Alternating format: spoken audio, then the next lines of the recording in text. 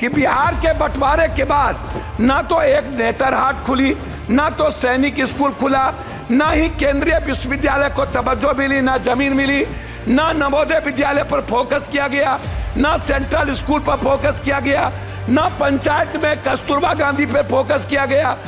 बच्ची के लिए कोई सुविधा नहीं। हम लोगों ने केंद्रीय विश्वविद्यालय का मांग किया था पटना यूनिवर्सिटी को लेके। एक केंद्रीय विश्वविद्यालय भारत सरकार के द्वारा मोतिहारी में खुली।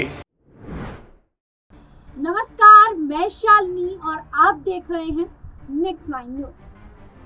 पूर्णिया से सांसद पप्पू यादव एक बार फिर से सुर्खियों में हैं। जी हां, आपको बता दें कि आम चुनावों में पूर्णिया से निर्दलीय उम्मीदवार के तौर पर पप्पू यादव मैदान में उतरे थे, जिसके बाद देखा ये जा रहा था कि पप्पू यादव को टक्कर देते हुए जब नतीजे सामने आ रहे थे, मतगणना हो रही थी, तो उस समय एनडीए के उम्मीदवार भी उन्हें टक्कर दे रहे थे और कयास ये लगाए जा रहे थे कि शायद पप्पू यादव जीत दर्ज करते हुए नजर न आए। लेकिन तुरंत ही पाला बदलता है और यहाँ पर नंबर बदलते हैं, आंकड़े बदलते हैं और पप्पू यादव की पूर्णिया से जीत हो जाती है।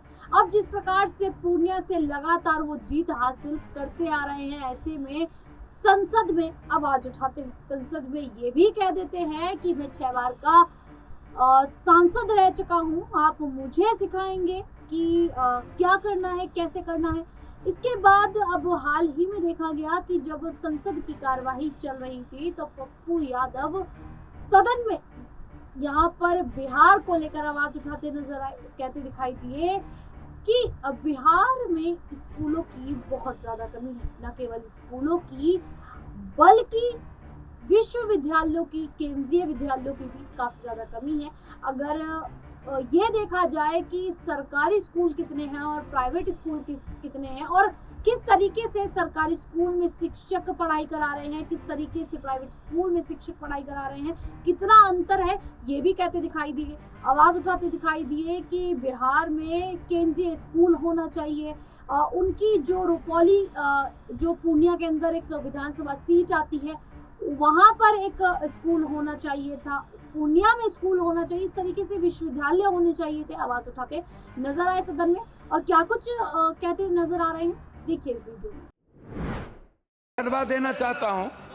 सबसे पहले मैं माननीय मंत्री महोदय जी, मैं आपको शिक्षक जो सरकारी स्कूल में शिक्षक हैं उनमें और प्राइवेट स्कूल में शिक्षक हैं, उनकी दोनों की गुणवत्ता, आपसे मेरा आग्रह है कि शिक्षक की गुणवत्ता को जब तक आप समय समय पर 3 साल, 2 साल, 4 साल, 6 साल के अंदर 3 पीरियड के अंदर उसका एग्जामिनेशन या उसकी ट्रेनिंग पीरियड को आप नहीं लेंगे तो सरकारी स्कूल के जो बच्चे हैं वो बेहतर भविष्य उनकी सुरक्षित नहीं होगी। तीसरी चीज, जितना सरकारी स्कूल में और कॉलेजेस में बच्चे हैं 400, 800, 600, 700, क्लास इतने कम है। 8 क्लास है, 9 रूम है, 8 रूम है, 7 रूम है और स्थिति यह है स्कूल और कॉलेज में कि 20% बच्ची के लिए मात्र शौचालय बना हुआ है। बानी कहीं भी सरकारी स्कूल में सदस्य, आप 6 बार मेंबर पार्लियामेंट हो ना? जी जी, 6 टाइम है ना। अब स्कूल का क्लासरूम तो उसका राज्य देखेगा, केंद्र देखेगा? नहीं, मैं वो नहीं कह रहा हूँ। मैं केंद्र पर आरोप नहीं लगा रहा हूँ अध्यक्ष महोदय, नहीं लगा रहा हूँ।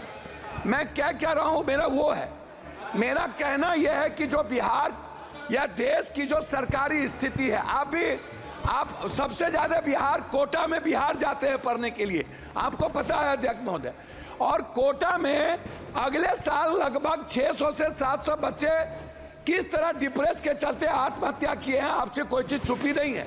और आप वहां गार्जियन बन के, हमने कई बार सारे संस्थाओं के चेयरमैन से मैंने बातचीत की है, डिप्रेस में चले जाते हैं। मेरा सबमिशन इस बात को लेकर के है कि बिहार के बंटवारे के बाद ना तो एक नेतरहाट खुली, ना तो सैनिक स्कूल खुला, ना ही केंद्रीय विश्वविद्यालय को तवज्जो मिली, ना जमीन मिली, ना नवोदय विद्यालय पर फोकस किया गया, ना सेंट्रल स्कूल पर फोकस किया गया, ना पंचायत में कस्तूरबा गांधी पर फोकस किया गया। बच्ची के लिए कोई सुविधा नहीं। हम लोगों ने केंद्रीय विश्वविद्यालय का मांग किया था पटना यूनिवर्सिटी को लेके। एक केंद्रीय विश्वविद्यालय भारत सरकार के द्वारा मोतिहारी में खुली, जिसका इतना अनैतिक है शिक्षा मंत्री महोदय, मैं चाहूंगा कि हर परिस्थिति में वहां के जो विश्वविद्यालय के वीसी हैं उनकी पूरी कदाचार की जांच जो मोतिहारी है उस पर, और पटना केंद्रीय विश्वविद्यालय को बनाने का मेरा आपसे आग्रह हो। एक पूर्णिया कोसी सीमांचल का पूरा दूसरा उपराजधानी, मैं पॉइंट पर दूसरी उपराजधानी है मेरा, मैं 2 मिनट में खत्म कर दूंगा अध्यक्ष महोदय, थोड़ा दूसरी उपराजधानी है। क्या आप केंद्रीय विश्वविद्यालय बनाने के लिए पूर्णिया कॉलेज को आप देखे हुए हैं? दूसरा चीज है डीएलएड और बीएड, लगभग सरकारी कॉलेज में डीएलएड और बीएड को आपको खोलना चाहिए, क्योंकि शिक्षक को बढ़ाने की जरूरत है।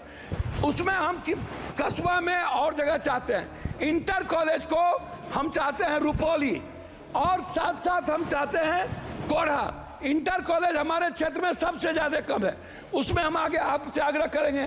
आंगनबाड़ी पर आपसे आग्रह यह है कि आंगनबाड़ी के बारे में एक सोच बन गई है कि यहाँ अत्यंत पिछड़ा दलित आदिवासी खिचड़ी खाएंगे, आएंगे वो चले जाएंगे। आंगनबाड़ी की सेविका की ना तो उसका क्वालिटी है, ना कोई क्वांटिटी है, ना उनकी तनख्वाह बढ़ती है, और ना ही बच्चों को आने का कोई सुविधा है। मेरा आग्रह इतना है आपसे कि जो बच्चे जाएं, जो कॉलेज के बच्चे हैं, लगभग कोचिंग के लिए बाहर जाते हैं, क्लास से बच्चे चले जाते हैं, स्कूल के बच्चे खिचड़ी खाने के बाद 80% चले जाते हैं, वो नहीं पढ़ते हैं। कॉलेज के बच्चे नहीं पढ़ते हैं, वो कोचिंग में चले जाते हैं। ये जैसे डीपीएस है, डीपीएस पर हाई कोर्ट ने कहा है, मैं लास्ट कर रहा हूं, हाई कोर्ट का आदेश है डीपीएस पैसा बहुत ज्यादा लेता है, उसको रोक लगाया जाए, नहीं लिया जाए। डीपीएस के जो संस्थापक हैं वो लगातार गलत कर रहे हैं। जैसे अंत में अध्यक्ष महोदय एक सेकंड में 2 मिनट में बात खत्म करिए तो अध्यक्ष महोदय एक सेकंड यूपीएससी, बीपीएससी या एसएससी का जो एग्जाम होता है, एग्जाम के बाद उसके जो रिजल्ट है वो 3 महीना 4 महीना बाद क्यों? इससे बच्चे के भीतर डर है कि हमारी हेरा फेरी होती है। मैं चाहता हूं जिसका फॉर्म भरा जाए बच्चे का, यूपीएससी, बीपीएससी, एसएससी या कोई भी ऐसी कंपटीशन में, उसका एग्जाम हो और 15 दिनों के अंदर उसका रिजल्ट निकाला जाए। रिजल्ट निकालकर उसकी ज्वाइनिंग की व्यवस्था की जाए, तभी एग्जाम हो, अन्यथा। तो आपने देखा कि किस प्रकार से पप्पू यादव सदन में ये कहते दिखाई दे रहे हैं कि बिहार का विकास नहीं हो रहा है, बिहार को विकसित राज्य अगर बनाना है, उसका विकास करना है, तो सबसे पहले वहाँ की शिक्षा पर ध्यान देना होगा, क्योंकि जो बिहार के बच्चे हैं वो पढ़ाई के लिए बिहार को छोड़कर अलग राज्य में जाते हैं, दिल्ली में आते हैं, लेकिन बिहार में वो शिक्षा उन्हें नहीं मिल पा रही है जिसकी जरूरत है। वहीं वो आंगनवाड़ी को लेकर भी आवाज उठाते हैं कि आंगनवाड़ी की हालात तो ऐसे हैं कि लोग कहते हैं कि जो पिछड़ों के समुदाय से आते हैं, पिछड़े लोग हैं, दलित जो लोग हैं, वो आते हैं आंगनवाड़ी में, खिचड़ी खाते हैं और चले जाते हैं। इस तरीके से वो बयान देते, कहते हैं कि 80% जो बच्चे हैं वो स्कूल में रहते हैं, खिचड़ी खाते हैं और उसके बाद वो चले जाते हैं। तो इस तरीके से वो बयान देते दिखाई दिए, और ये भी कह रहे हैं कि बिहार को यहाँ पर विशेष राज्य का दर्जा मिलना चाहिए, बिहार में कई केंद्रीय विश्वविद्यालय होने चाहिए, बड़े विद्यालय भी होने चाहिए, आंगनबाड़ी पर खास करके ध्यान देना चाहिए। अब जिस प्रकार से पप्पू यादव लगातार बिहार को लेकर, पूर्णिया को लेकर आवाज उठाते सदन में नजर आ रहे हैं, इसको लेकर आप लोगों की क्या राय है, क्या मानना है, हमें कमेंट करके जरूर बताइएगा। इसी प्रकार की देश दुनिया से जुड़ी खबरों के लिए देखते रहिए नेक्स्ट टाइम।